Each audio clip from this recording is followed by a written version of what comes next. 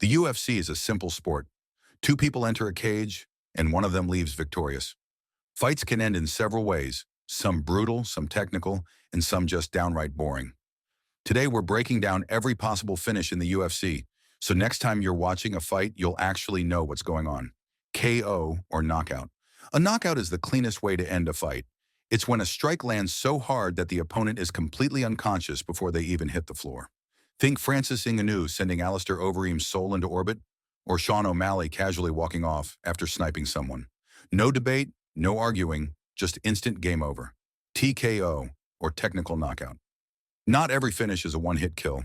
Sometimes one fighter is taking so much damage that the referee has to step in and save them from unnecessary brain trauma.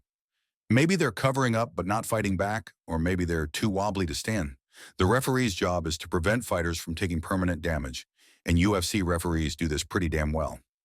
Submission. Some fighters don't need to knock you out. They'll just make you quit. A submission is when a fighter forces their opponent to tap out by locking in a choke or joint lock that could end in a broken limb or unconsciousness. Rear naked chokes, arm bars, guillotines. And yes, some fighters are too tough for their own good and refuse to tap, which leads to situations like Tony Ferguson getting his arm destroyed while refusing to quit. Doctor stoppage. Sometimes the fight is still going, but the damage is so bad that the cage-side doctor steps in. Cuts too deep, eyes swollen shut, bones sticking out where they shouldn't be.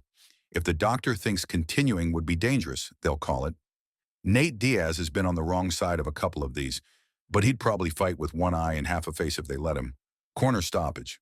When your coach realizes you're taking too much unnecessary damage and stand no chance, they can throw in the towel. This is rare because MMA corners often let their fighters take absurd amounts of punishment, but when it does happen, it's usually the right call. The most famous example is when Max Holloway spent 5 rounds treating Calvin Kattar like a heavy bag, and everyone watching was practically begging his team to stop it. DQ, or disqualification. There's a fine line between legal strikes and street fighting. The most famous DQ loss in UFC history is John Jones's only loss, which came from an illegal 12-6 elbow that was somehow seen as worse than everything else he did in his career.